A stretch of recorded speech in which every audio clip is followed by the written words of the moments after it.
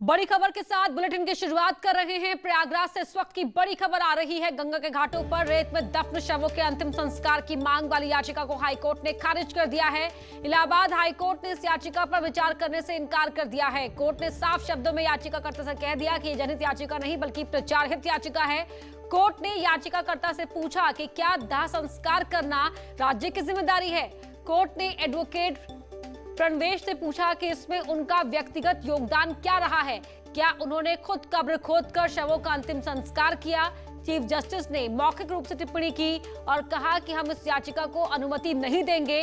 इसके लिए आपको कुछ व्यक्तिगत योगदान दिखाना होगा, नहीं तो हम भारी जुर्माना भी लगा सकते हैं। बता दें कि चीफ जस्टिस संजय यादव और जस्टिस प्रकाश पाड़िया की डिवीजन बेंच में सुनवाई हुई थी। सर्वेश दुबे हमारे सहयोगी फोन लाइन पर जुड़ रहे हैं। सर्वेश, कड़ी फटकार लगाई है यहाँ कोर्ट ने। जी, निश्चित तौर पर कोरोना काल में प्रयागराज में गंगा किनारे घाटों पर बड़ी संख्या में रेत में शवों को दफन किया गया था और उसके बाद ये आशंका जताई गई थी कि जब बारिश होगी और बाढ़ आएगी तो नदी में कटान होगा और ये शव नदी में प्रवाहित होंगे, जिससे प्रदूषण बढ़ेगा। इसी को लेकर एक याचिका इलाहाबाद हाईकोर्ट में जनहित याचिका दाखिल हुई थी और आज उसकी सुनवाई हुई है। कोर्ट ने इस याचिका पर हस्तक्षेप से साफ तौर पर इनकार कर दिया और कोर्ट ने माना है कि बगैर किसी रिसर्च के यह याचिका दाखिल की गई है। कोर्ट का कहना था कि किस तरह की परंपराएं हैं, रीति रिवाज है, इसका कोई अध्ययन याचिका में नहीं किया गया है याचिकाकर्ता द्वारा। और कोर्ट ने जो याचिकाकर्ता थे उनसे पूछा है कि क्या शवों के अंतिम संस्कार की जिम्मेदारी राज्य सरकार की है। कोर्ट ने याचिका पर विचार करने से इनकार करते हुए याचिका निस्तारित कर दी है। हालांकि याचिकाकर्ता को ये छूट जरूर दी गई है कि वह नए सिरे से अगर चाहे तो तमाम तथ्यों को लेते हुए और इस पर सोच करके, लेकिन व्यक्तिगत योगदान दिखाना होगा कि आपने व्यक्तिगत योगदान क्या दिया है। बहुत शुक्रिया सर्वेश आपका जानकारी के लिए। और सीधे आपको ले चलते हैं वाराणसी, जहां सीएम योगी वाराणसी के दौरे पर हैं। आप इन तस्वीरों को भी देख सकते हैं। आज वाराणसी में अलग अलग जगहों का निरीक्षण भी किया है, सीएसए निरीक्षण भी किया है। इससे पहले एक जो चीज है उसका बारीकी से निरीक्षण कर रहे हैं, चाहे वो सेंसर सिस्टम हो, चाहे वो कॉन्फ्रेंस हॉल हो, चाहे वो बड़ा ऑडिटोरियम हो, चाहे वो यहाँ के सुरक्षा व्यवस्था हो, सारी चीज़ों का मूल्यांकन कर रहे हैं। जिसके बाद ये रिपोर्ट पीएमओ को जाएगी। उसके बाद प्रधानमंत्री नरेंद्र मोदी के हाथों इस कन्वेंशन सेंटर का लोकार्पण होना है। तो फिलहाल यहाँ पर आप तस्वीरों में देख सकते हैं कि मुख्यमंत्री योगी आदित्यनाथ अभी पहुँचे हैं। कोविड, कानून व्यवस्था और विकास कार्यों की समीक्षा बैठक करने के बाद यहां से मुख्यमंत्री योगी आदित्यनाथ बाबा विश्वनाथ के धाम जाएंगे। वहां दर्शन पूजन के साथ विश्वनाथ धाम का जो निर्माण कार्य चल रहा है उसकी प्रगति को जाएंगे, कितना काम बन गया, क्योंकि अगस्त के करीब उसको पूरा होना था। लेकिन कोविड काल में मजदूरों के पलायन, मजदूरों के अपने प्रदेश में लौटने से काम की रफ्तार कम हुई, जिसकी वजह से अब वो जो प्रोजेक्ट है वो अक्टूबर के आसपास पूरा होने की उम्मीद है। तो ऐसे में कितना काम हो गया है इसको देखने के लिए खुद मुख्यमंत्री योगी आदित्यनाथ रुद्राज कन्वेंशन सेंटर के बाद पहुंचेंगे बाबा विश्वनाथ के धाम। तो फिलहाल रुद्राज कन्वेंशन सेंटर में सीएम योगी के साथ पुलिस और प्रशासन के सभी बड़े अफसर मौजूद हैं और ये कोशिश की जा रही है, सीएम की कोशिश है कि कोई भी कमी ना रहे, उसका वो खुद निरीक्षण करें। अगर कोई कमी रहती है तो उसको पीएम के हाथों लोकार्पण होने से पहले दुरुस्त किया जा सके। कैमरा पर्सन पंकज सिन्हा के साथ उपेंद्र द्विवेदी, न्यूज़ 18 वाराणसी। तो हमारे सहयोगी उपेंद्र द्विवेदी की ये रिपोर्ट देख रहे हैं आप, और जहां बता रहे थे रुद्राक्ष कन्वेंशन सेंटर पर पहुंचे हैं मुख्यमंत्री योगी आदित्यनाथ और प्रधानमंत्री के हाथों शुभारंभ होने से पहले तमाम चीजों का निरीक्षण खुद कर रहे हैं मुख्यमंत्री योगी कि कहीं कोई कमी तो नहीं, कोई कोताही तो नहीं, अगर कोई कमी है तो उसे दुरुस्त कर दिया जाए। और इसीलिए खुद वो हर उस जगह का निरीक्षण कर रहे हैं जहां पर प्रधानमंत्री के हाथों जिन चीजों योजनाओं का शुभारंभ होना है। और उसके बाद रुद्राक्ष कन्वेंशन सेंटर के बाद काशी विश्वनाथ धाम जाएंगे बाबा के दर्शन करने के लिए मुख्यमंत्री योगी आदित्यनाथ। और दर्शन के बाद जो वहां पर कार्य चल रहा है उसका भी निरीक्षण करेंगे। सबसे पहले तस्वीरें हम आपको दिखा रहे हैं और शाम में समीक्षा बैठक भी ली थी मुख्यमंत्री ने, वो भी हमने आपको दिखाया। देखिए शीशे के उस पार आप देख पा रहे हैं जो सुरक्षाकर्मी हैं पहले से ही, और साथ में ही अधिकारियों की एक पूरी फौज मुख्यमंत्री के साथ। और आप मुख्यमंत्री को भी इन तस्वीरों में देख पा रहे होंगे भगवा वस्त्रों में अपने, और पूरे अधिकारी बताते हुए कि कहां किस चीज का निर्माण किया गया है इस पूरे सेंटर के अंदर, कौन से कक्ष हैं, कितने कक्ष हैं, किस तरह की यहाँ पर फैसिलिटीज हैं, उनके बारे में चप्पे चप्पे पर निरीक्षण करते हुए मुख्यमंत्री योगी और चीजों को समझते हुए। ये देखिए आपको दिखा रहे हैं पहले तस्वीरें जिस वक्त उनका ये काफिला दाखिल हुआ था रुद्राक्ष कन्वेंशन सेंटर में। तो फिलहाल कन्वेंशन सेंटर के भीतरी परिसर में है मुख्यमंत्री और वहां निरीक्षण कर रहे हैं। प्रधानमंत्री इस कन्वेंशन सेंटर का शुभारंभ करेंगे और शुभारंभ से पहले यहां पर जो आखिरी दौर की चीजें हैं उनका निरीक्षण कर रहे हैं मुख्यमंत्री योगी कि कहीं कोई दिक्कत तो नहीं, कोई कोताही, कमी तो नहीं, और अगर कोई कमी है तो उस कमी को वक्त रहते ही दूर कर लिया जाए। तो अधिकारी ब्रीफ भी कर रहे हैं उन्हें हर कदम पर कि यहां ये चीजें हैं, इसलिए यहां पर ये सहूलियत दी गई है और किस तरह से दी गई है, किस तरह उन योजनाओं को इंप्लीमेंट किया गया है कि उनका फायदा पहुंचे, ये ब्रीफ करते हुए, एक्सप्लेन करते हुए। उपेंद्र हमारे सहयोगी लगातार जुड़े हुए हैं। उपेंद्र, जरा हमारे दर्शकों के लिए बताएं इस रुद्राक्ष कन्वेंशन सेंटर के बारे में, जहां इस वक्त सीएम योगी उसके भीतरी परिसर में है, देख रहे हैं तमाम चीजों को। देखिए, बिल्कुल इस वक्त सीएम योगी मुख्य ऑडिटोरियम में है जो 1200 की दर्शक क्षमता वाला है।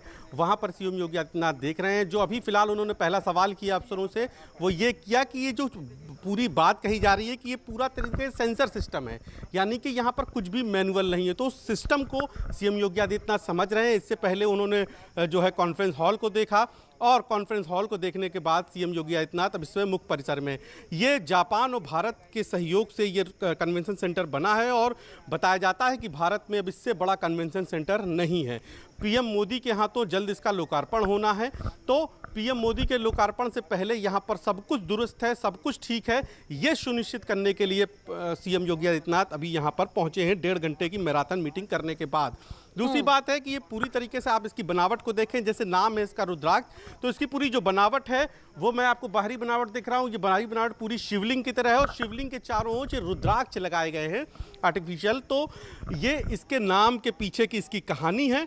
और यहाँ पर मुख्य रूप से जो सांस्कृतिक कार्यक्रम है, क्योंकि बनारस को कहा जाता है कि ये सिटी ऑफ म्यूज़िक भी है, यानी कि यहाँ पर बहुत, चाहे वो शास्त्रीय संगीत हो, चाहे तबला हो, चाहे वाद्य के कोई यंत्र हो, चाहे नृत्य हो, यहाँ पर उसकी भी गंगा बहती है। बड़े बड़े साहित्यकार, बड़े बड़े कलाकार हों, वो यहीं से हैं, सितारा देवी से लेकर हन्नू महाराज तक सभी लोग यहाँ से हैं। तो ऐसे में कलाकारों को एक बड़ा मंच देने के लिए इस कन्वेंशन सेंटर को बनाया गया है और प्रधानमंत्री नरेंद्र मोदी जल्द ही इसका शुभारंभ करेंगे।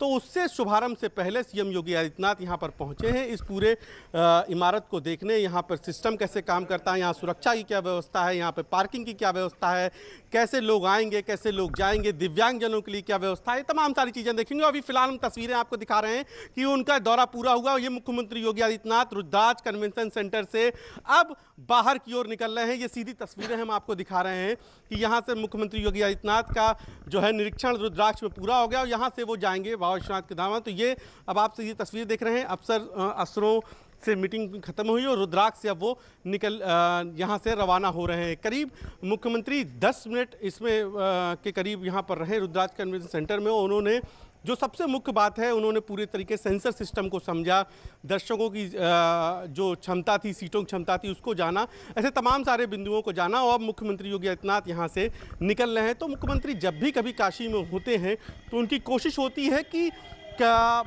सिर्फ बंद कमरों की मीटिंग ना हो, यानी कि वो हमेशा रात में निरीक्षण के नहीं निकलते। उनका मानना ही रहता है काशी को लेकर कि जब तक फील्ड में जाकर बड़े अफसर, बड़े नेता और खुद मुख्यमंत्री चीज़ों को नहीं देखेंगे, योजनाएं रफ्तार नहीं पकड़ती हैं। तो यही कोशिश थी और इसीलिए अब मुख्यमंत्री का, अब ये सीधे तस्वीरें दिखाऊंगा, मुख्यमंत्री का काफिला अब यहाँ से रवाना हो गया है।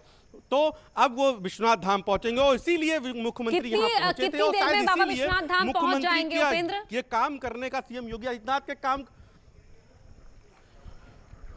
करीब बताया जा रहा है कि बाबा विश्वनाथ के धाम मुख्यमंत्री 5 से 10 मिनट में पहुंच सकते हैं।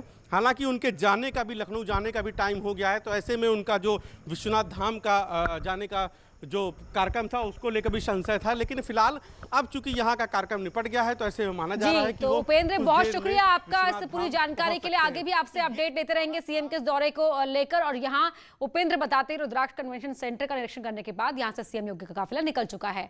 और अब अगली बड़ी खबर आपको बता रहे हैं, गिरफ्त में आए हैं 2 बदमाश। वाराणसी से ही अगली बड़ी खबर, बदमाशों से मुठभेड़ हुई है पुलिस की, 2 बदमाश घायल हुए हैं। प्रयागराज के बदमाश बताए जा रहे हैं, नाम है संतोष और पवन।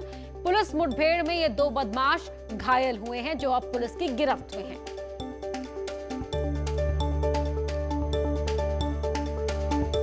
तो वाराणसी में पुलिस की और बदमाशों के बीच मुठभेड़ हुई है। इस मुठभेड़ में संतोष और पवन नाम के 2 बदमाश घायल हुए हैं। घायल बदमाश पुलिस की गिरफ्त में हैं। और मुठभेड़ की अगली खबर अंबेडकर नगर से है, जहां आजमगढ़ का शातिर लुटेरा अपने 2 साथियों के साथ गिरफ्तार हुआ है। मुठभेड़ के दौरान उसके पैर में गोली लगी है, इसके कारण उसे अस्पताल में एडमिट कराया गया है। घायल बदमाश के खिलाफ अलग अलग थानों में 1.5 दर्जन मुकदमे चल रहे हैं। कटका थाना क्षेत्र में रात्रि गश्त कर रही पुलिस टीम को एसओ जैतपुर ने सूचना दी कि एक पिकअप से कुछ संदिग्ध उधर भागे हैं, जिस पर एसओ कटका के नेतृत्व में गश्त कर रही पुलिस टीम ने घेराबंदी की और आ रही पिकअप को टॉर्च की रोशनी में रोकने का इशारा किया गया, लेकिन पिकअप रुकी नहीं तो उसका पीछा किया गया। मुंडेरा के पास पिकअप सड़क किनारे कीचड़ में फंस गई और पिकअप से फायरिंग शुरू हो गई, जिसमें एक सिपाही मोनू को गोली लगी है। जवाबी फायरिंग में एक बदमाश शहनवाज उर्फ सिराज निवासी आजमगढ़ को गोली लग गई। इसके बाद फायरिंग रुक गई और पुलिस ने घायल बदमाश और उसके 2 साथियों को गिरफ्तार कर लिया, जबकि 3 अन्य साथी भागने में कामयाब रहे।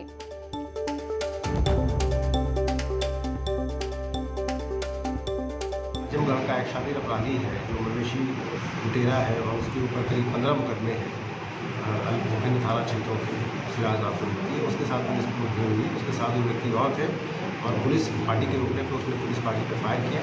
जवाबी कार्रवाई में उसके पैरों में गोली लगी और मुझे अस्पताल में दाखिल कराया गया 11 बजे। उसके बाकी 2 साथी भी पकड़े गए हैं और मौके से एक बुलेरो जिसका इस्तेमाल हुआ। यहाँ रुक रहे छोटे से ब्रेक के लिए, जल्द लौटते हैं।